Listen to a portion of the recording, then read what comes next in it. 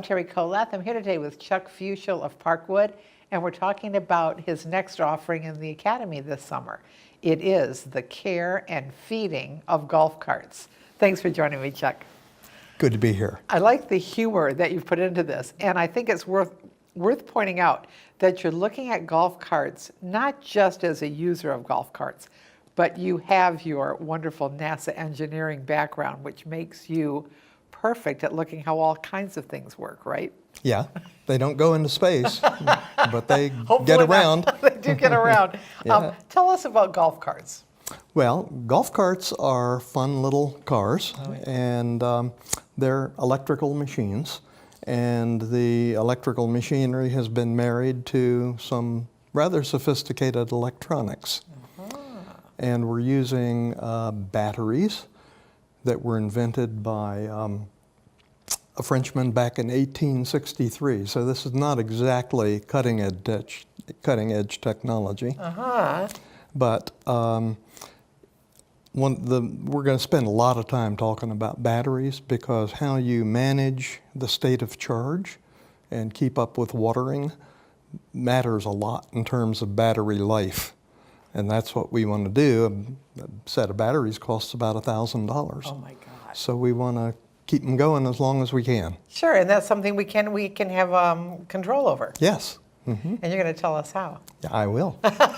So you're an electrical kind of engineer, and this is an electrical kind of piece of transportation. It is. Are there commonalities in all transportation with an electrical foundation? Well, some they come plain and fancy. Okay.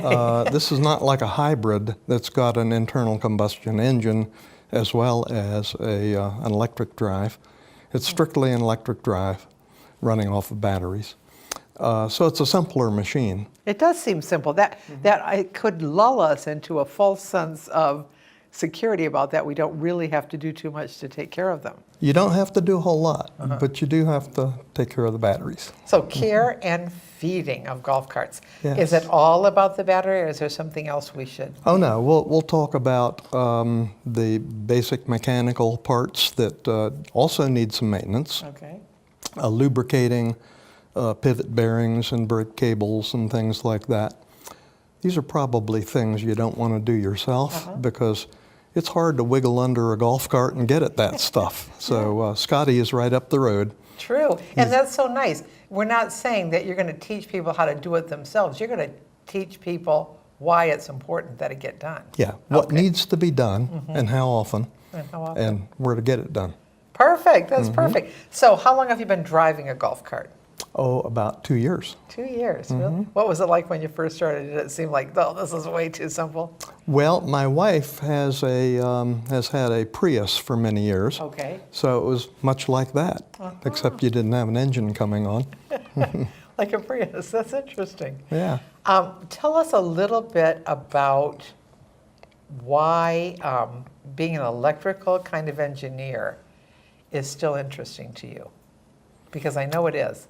It is. And when I was a young lad, I was interested in anything electrical. I took a lot of things apart, and gradually I learned how to get them back together again. I just needed to know, how do things work? And so it's been fascinating.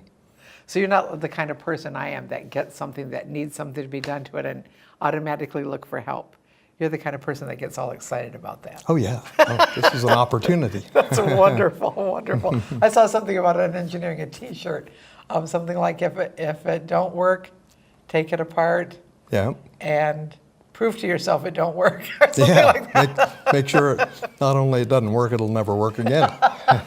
But you've accomplished so much with your interest in taking things apart and putting them back together. Must feel really good. And we're delighted that you continue to share with us in a variety of nice ways in the Academy. Well, thank you. My pleasure.